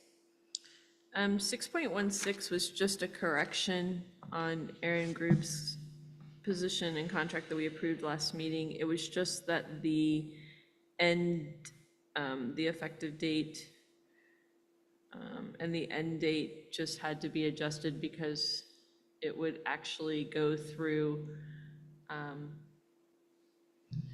you can read it, the one that we approved was July 31st, and it actually needs to end June 30th based on the type of contract it is. So we just need to make that adjustment. So we're just kind of redoing the resolution just to get that alignment.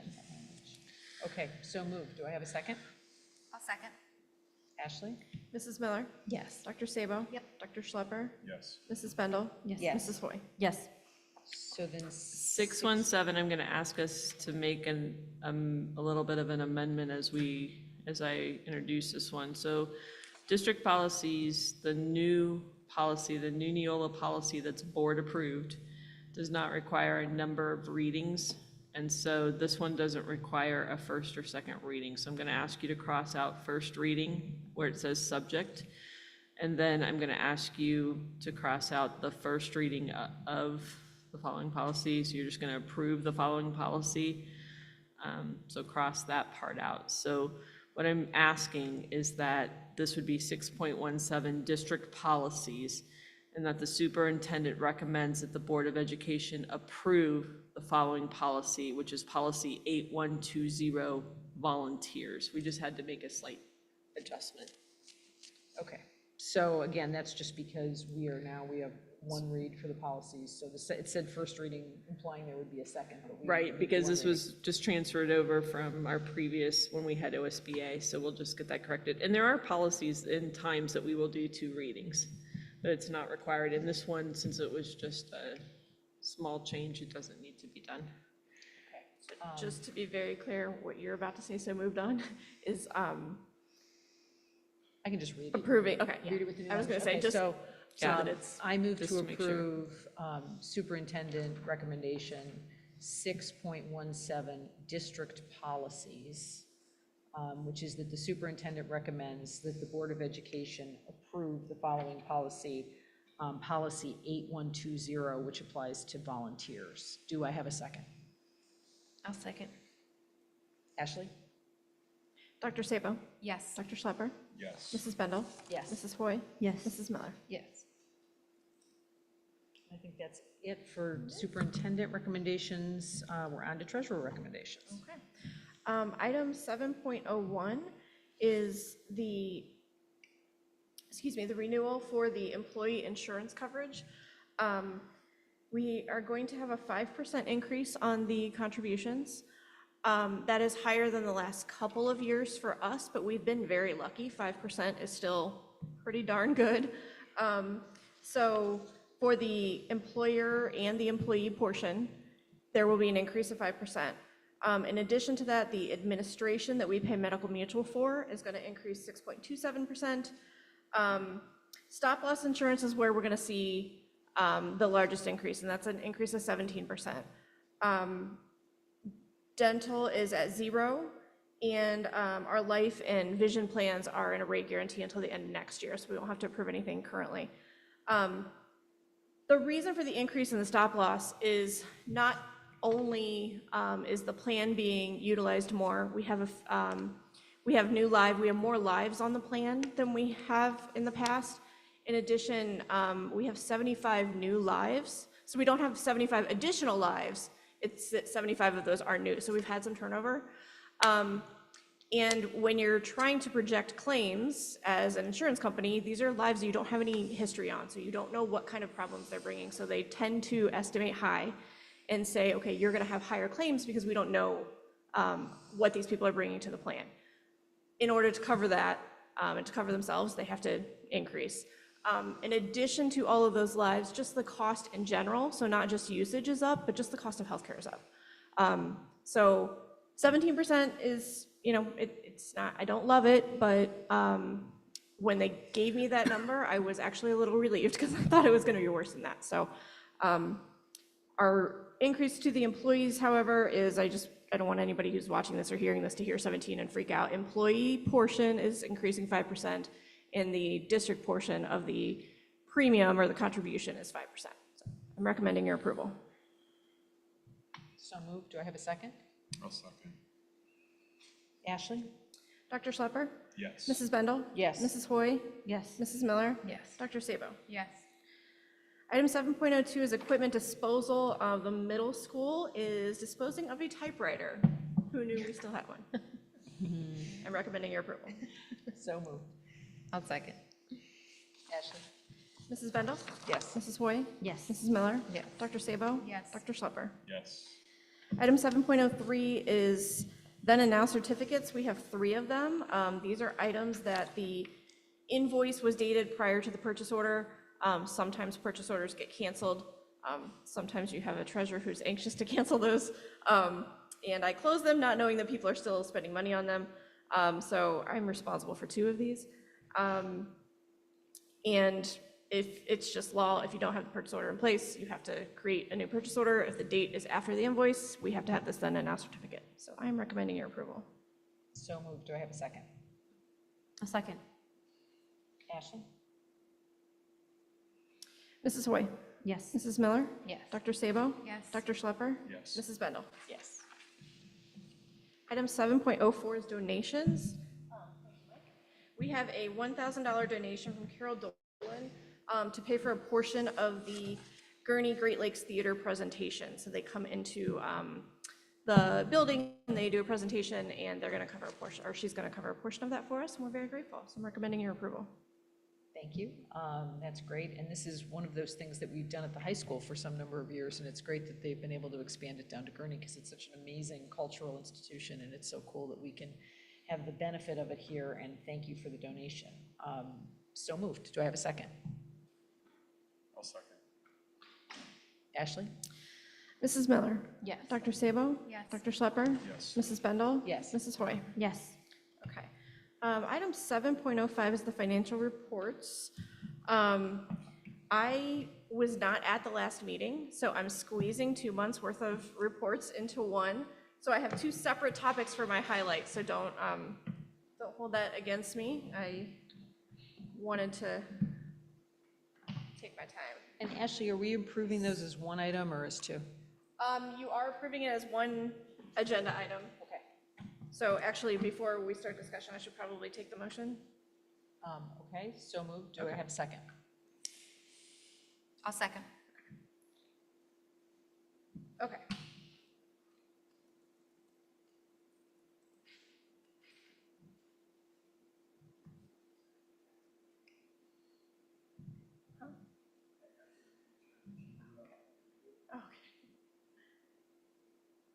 Sorry, I moved the screen closer to Ashley. In the process, unplugged it.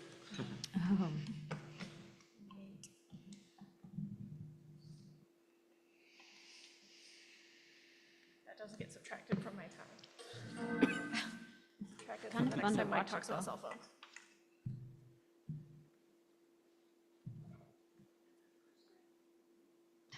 So secure.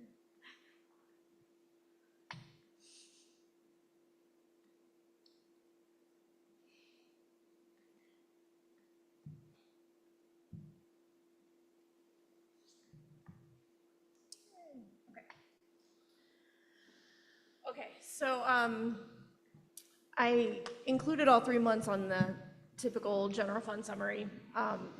Normally I only include the month that we're talking about, but because I did not present August, I'm including August and September. Fiscal year to date ending balance for the general fund is $26,819, or $800,563. I don't know why it was so difficult for me. Next report is just a pie chart of the first quarter revenue. So if you're looking at these, I know this is a pie chart that I present quite often, and if you're looking at this, it looks like the general property amount went way up, and it's 86%. That percent is higher than normal, and that's going to even out. The reason that that's so high is because we have not received our homestead and rollback reimbursement. So that's a very large dollar amount. So that's going to decrease all of these other pieces of the pie here. So that's a little misleading, but I didn't want to just skip out on the first quarter just because I think it's something that we need to talk about. Next is the month-to-month comparison for revenue. Orange, as usual, is the current year. You can see in August that variance where the August is very high and September is very low. That's because we received both of our settlements from both counties in August. Typically, we get one in August and one in September. And you can see that happened 3 years ago as well. Okay. First quarter expenditures, these percentages are going to look pretty typical to what you would expect. Obviously, personnel services and our employee benefits is our largest portion of expenditures. We know that. Materials and supplies is looking at about 3.52% right now. Moving to the month-to-month for the expenditures, pretty consistent. Not a whole lot to say here, except if you are looking at prior years and you're trying to compare this and look for consistency, this is going to look different. That's the same, forgot to say it on this one as well, because I've pulled out those advances. Just a reminder, I know I talked about it the first month of the year, but those advances tend to create really large fluctuations. So I pulled that out of this presentation on this graph. I'm going to continue that going forward, but it's not going to look exactly the same as prior years because we would have had 1 month. We return advances one time, but it's a very large expenditure. So you might look at something and say, what the heck did they do this year that they didn't do last year? What did they do last year they didn't do this year? So I'm pulling it all out, so we're just talking expenditures. Advances aren't really expenditures, just kind of moving money from one fund to another. Okay. Cash balance. Ending cash balance, again, $26,819,563. This is general fund only. And you're going to expect that to go down next month, and it will continue to go down until we start receiving our taxes again for the next half.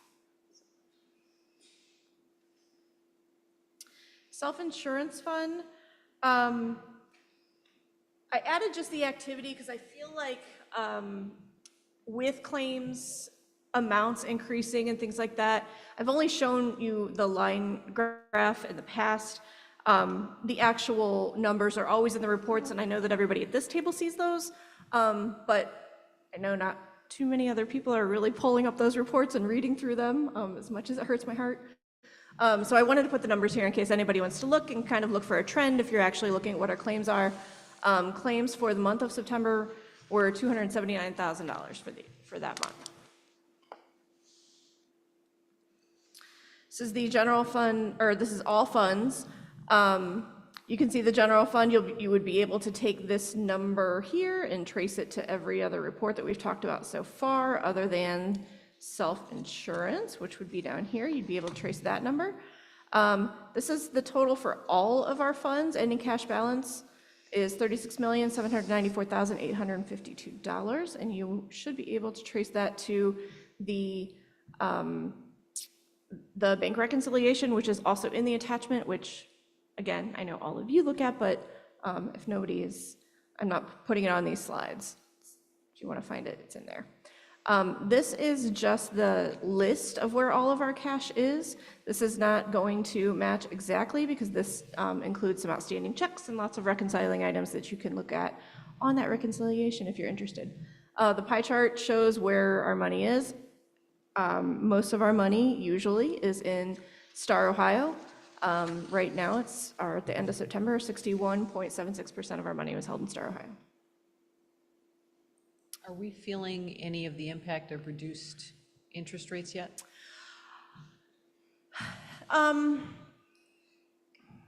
Yes and no. I mean, of course, our rates are a little bit lower. If you look at, our estimated yield, I think in the prior report was like 4 or 5.6. Now we're down to 5.2. So yeah, we're seeing some of it. But as far as the impact that you're going to see on our actual investment income, our investment income has gone up so much over the last couple of years that, a little dip, you're like the average reader is not going to notice. If you're really looking for it, yes, it's not going to make a material impact on our finances at this point yet. But yeah, if you're looking for it, you would notice it. But otherwise, unless you're looking at that specific line item, you're not going to, look and say our revenue is way down. It's in comparison, you're not going to notice it. Okay.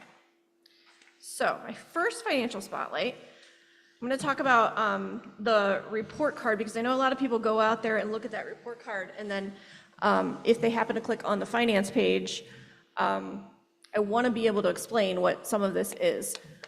So these are just screenshots from that page. I do have linked here. I just want to kind of go out there and show everybody what it looks like. So if you were to go to our page, you would go to this district at a glance and click on financial data, and it's going to take you right here where I already was.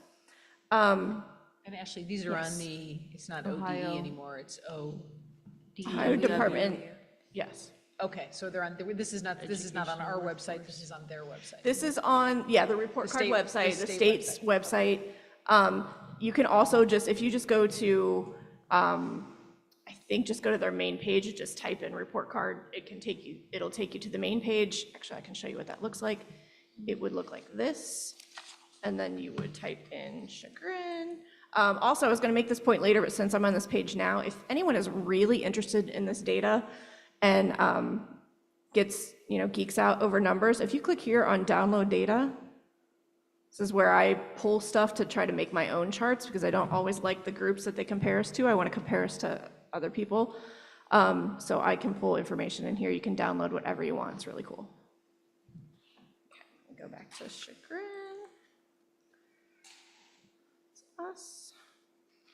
Again, at a glance, go down to financial data. Okay.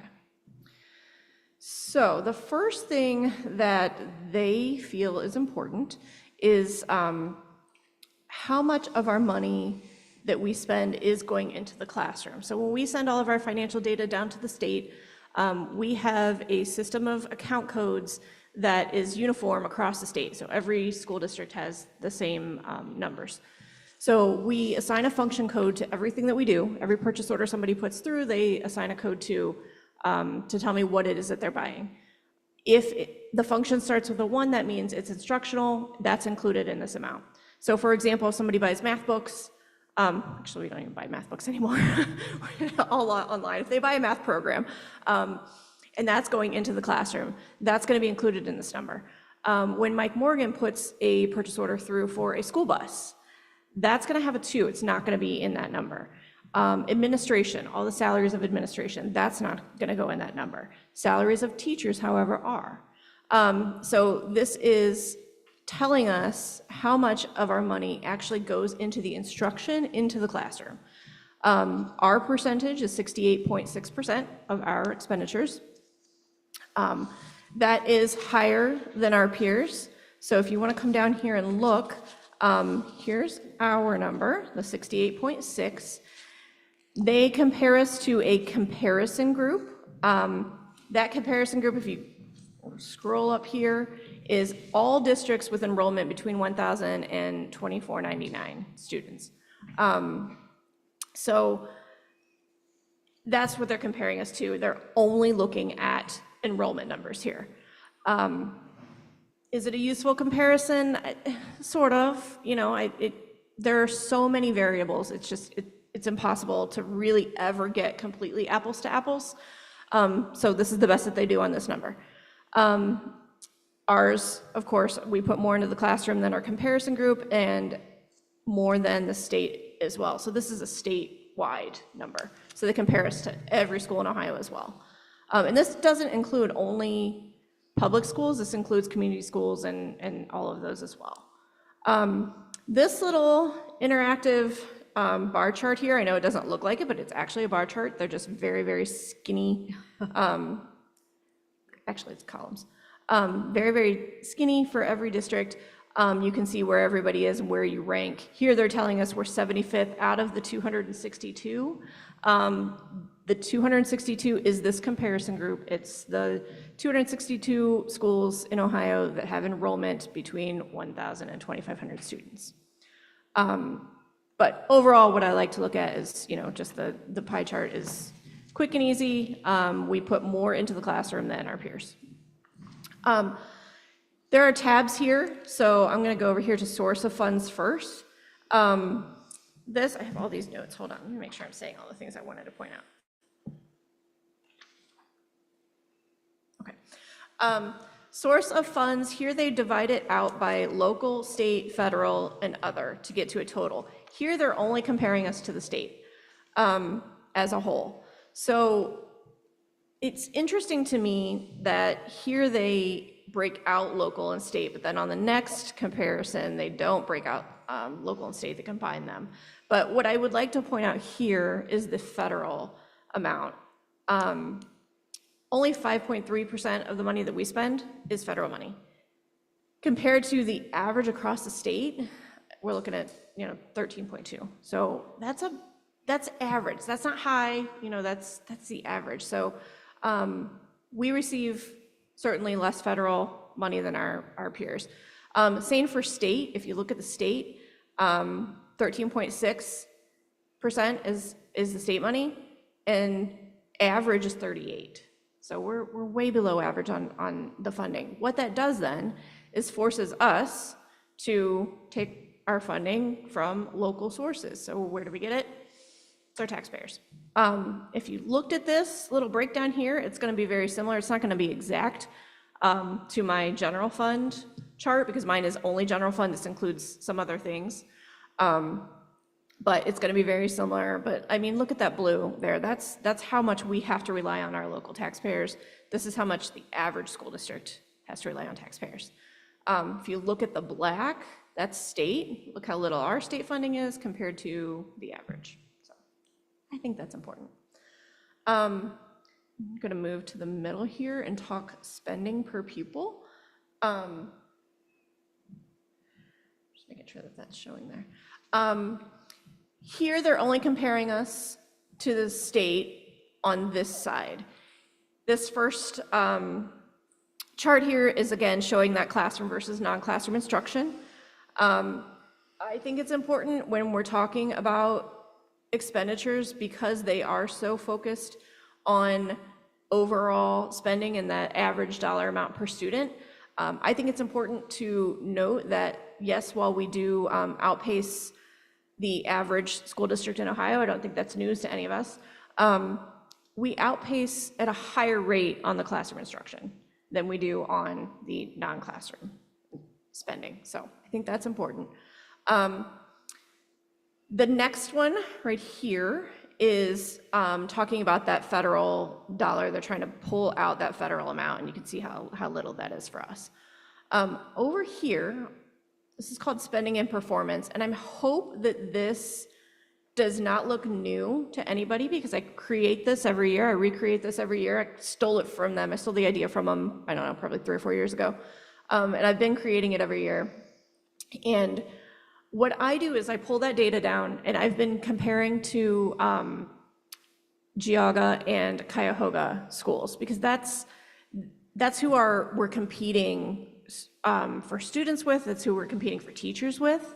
When we're looking to hire teachers or administrators, those are the districts that we're competing with to get people in here.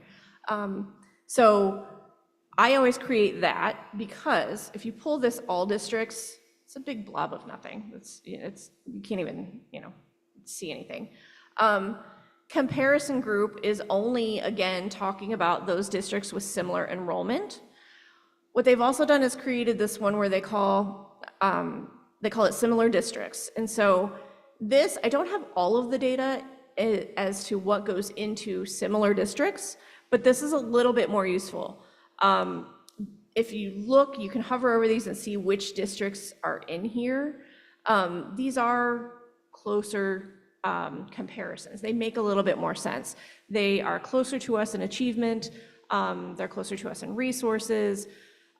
They take into account things like income in the community. They take into account, I believe, the makeup of your tax base. So how much is residential versus commercial, because that's a big point for us. Anyway, what I think is really interesting on this one, when I pulled this and started to look at it, is when you're talking about everybody, there are just way too many variables. This isn't really useful information, I don't think. Comparison group even is still too many. You still got schools all over the state. You can't compare salaries in Northeast Ohio to Southeast Ohio. You just can't. They're different. Cost of living here is different in different areas. But the similar districts one is really interesting to me because you can almost draw like a complete trend line here showing that the more you spend, that's going across here, the higher achievement you get going up. I think those are related. This certainly makes it look that way when you try to get as close to apples as you can get and eliminate some of those other variables, or at least get them closer to each other. I just think it's really interesting. It's also interesting to me that when I started pulling all of these and kind of looking at the districts, I pulled, for example, Grandview's. I went to their chart, and their similar districts looks very similar to ours, but it has some other schools that isn't in ours. So they're not just grouping every school into a group and then throwing this together. They're really kind of looking at who you're similar to. So I think it's pretty cool. Okay, I think that's all I had for that one. So let's go back. Okay, so that was my August spotlight. This is my September spotlight. So it's been a couple years since we've brought some of this enrollment data. I know 2 years ago around this time, we did a really comprehensive presentation on enrollment numbers. Since that time, we've been keeping all of the same data and all the same information. We look at it regularly. And one thing that I wanted to note and to kind of pull out here and just kind of demonstrate, our enrollment, why this is so sensitive. Our enrollment in 23-24 was 1,546 students. Our current enrollment right now is 1,547 students. So we are up 1 student. What's interesting though is when you're looking at, it's not like we just gained 1 student. When you look at who graduated last year, the class of 24, we had 141 kids in that number. Our kindergarten class is 119. So you would expect, with no move-ins or no withdrawals, you would expect our enrollment to go down by 22, right? Because that's the variance. We lost 141, we got 119 in the kindergarten class. We should be down 22, but we're up 1.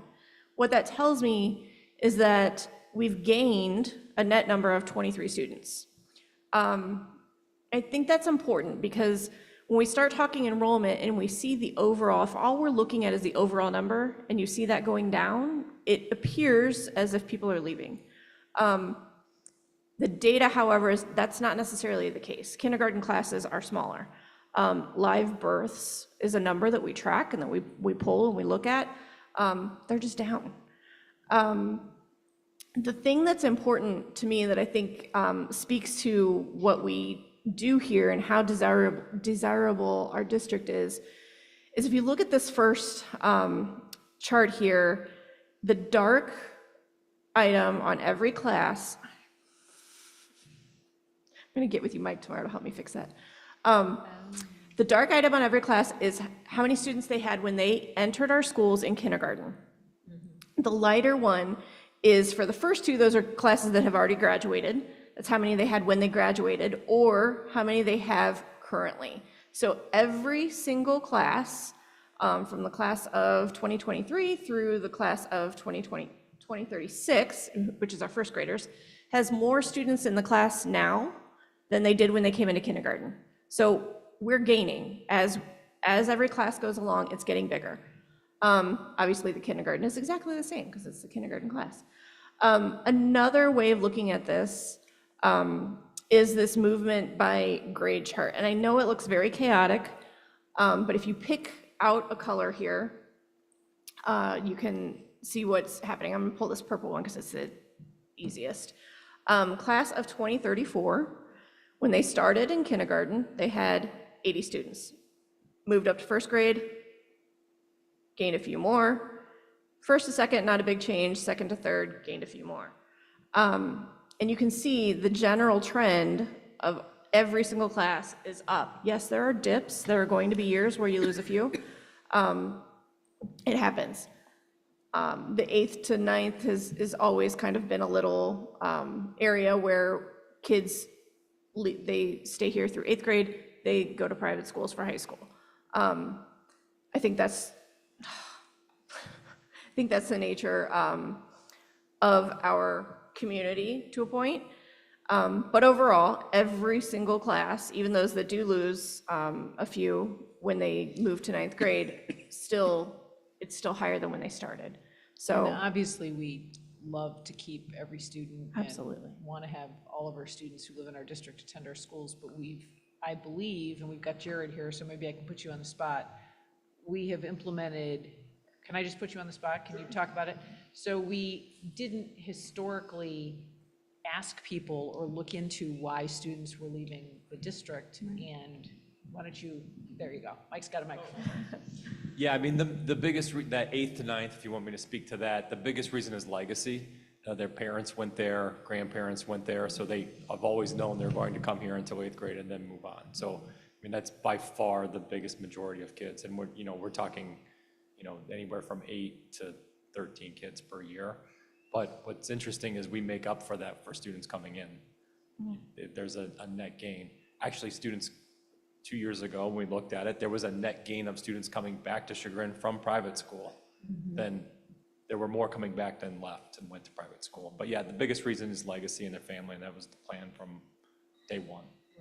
So we are looking at that data every year, and Jared's looking at that data, and if we see a problem, or we're looking for trends, so, and we welcome feedback from parents. If they're moving their kids, we want to know why, and we want to hear from you. Yeah, and this information that we have gets updated weekly. Every time we, get an enrollment or a withdrawal, it goes into this chart. So yes, we look at it annually, but it's getting updated every single week. So this number, this 1547, it is current as of yesterday. Great, thank you, and thank you. Okay, now I'm done. Questions? Anybody else? Oh, one more thing on the enrollment. Because I am pointing it out now, and we touched on it 2 years ago when we really started digging into this and looking at live births. Next year is when all of the 2020 area would have started, and they'll be starting kindergarten, so we do expect that the live births were down that year, so we do expect, I hate that I just said live births were down. It's not as if more people, that's just the number, that's the term they use. But births were down overall. So I don't want anybody to freak out if I bring the same information to you next year and kindergarten is down again. Okay. Thank you, fascinating. Thank you. Ashley, want to take the roll? I will. Dr. Sabo. Yes. Dr. Schlepper. Yes. Mrs. Bendel? Yes. Mrs. Hoy? Yes. Mrs. Miller? Yes. That's my portion of the agenda. And I assume we don't have any other business participation. There was nobody signed up for either section, right? Okay. Oh, wait, did others signed up? Did we have somebody sign up? Oh, are you, oh, okay. So then I'm going to read the, hold on.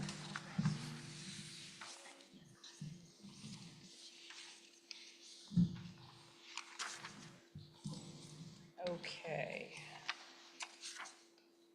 The purpose of Board of Education meetings is for the board to conduct its business. Board meetings are held in public but are not public forums. Community members who contacted the superintendent in advance of the meeting may be provided an opportunity to speak first. Pursuant to Board Policy 0169.01, the board agenda will have 2 public participation sections. The first public participation of the board agenda is specifically designed for the public to address the board with their comments related to agenda items for that meeting.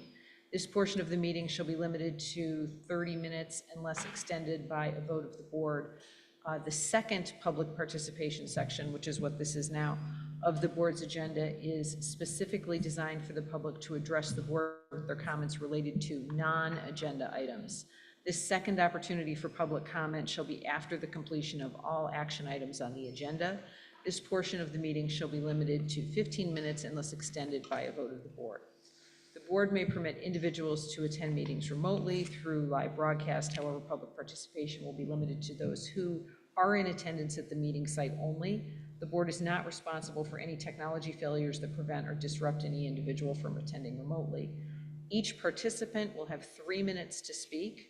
No person may speak twice until all who desire to speak have had the opportunity to do so. Remember, this is a formal and official meeting of the board, and what you say becomes part of the official meeting report. If your comment involves a problem with a student, employee, or board member, please do not address them by name. Keep in mind we are meeting in a schoolhouse and possibly in the presence of students. Following your public comment, if you have specific questions, please email the superintendent at jennifer.penzarski@chagrinschools.org. Good evening, everyone. My name is Erica Felder. I am a Chagrin Falls parent, and I have 2 students in the district. Today, I'm coming to you in regards to a newfound contract that we have approved, which is 5.4 of 2 Foundation, Inc., which will be a school program contract. I am speaking in regards to this matter because it has been brought to my attention after reviewing this contract that we will be paying $61.73 per hour for 3 days a week for 3 hours per $185.19 a day, $20,000 per child to train children with IEPs and 504s. My concern is this: we presently have our Tiger Perks. That is the mission of Tiger Perks. That was the same program that 2 Foundation basically runs on. We have the Cuyahoga County who comes in and provides job coaching services.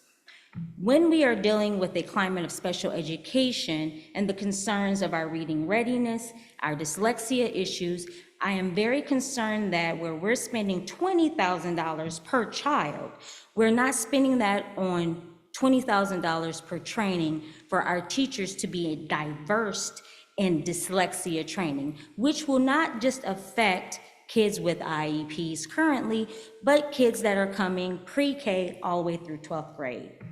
This is very unacceptable, which I am a parent of a child with an IEP, which is currently diagnosed with dyslexia, which is not being able to be serviced properly with her dyslexia training due to the fact that we are only servicing our children with one system and one system only, and that's the Wilsons.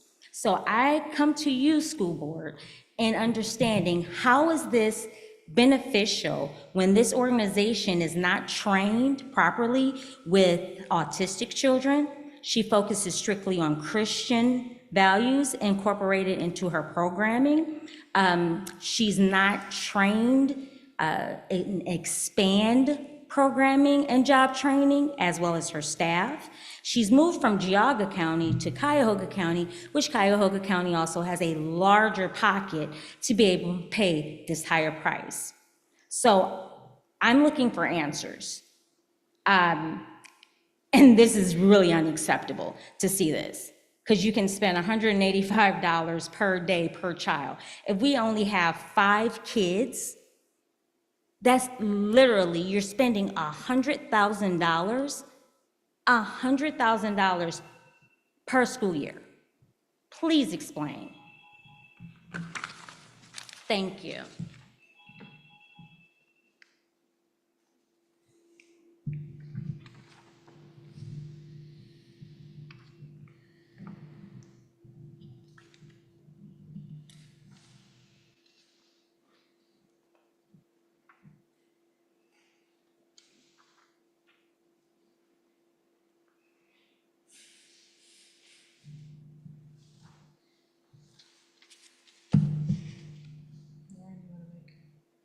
Executive session.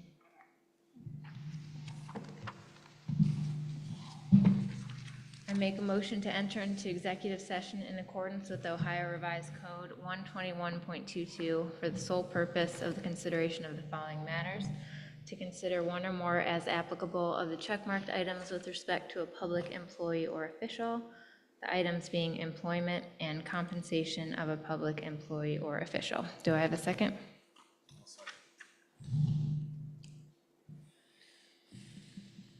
We will not take action after executive session. Okay. Dr. Slepper? Yes. Mrs. Bendel? Yes. Mrs. Hoy? Yes. Mrs. Miller? Yeah. Dr. Sabo? Yes. Our next meeting is November 20th. It will be in the Chagrin Falls Middle School cafeteria at 7 p.m.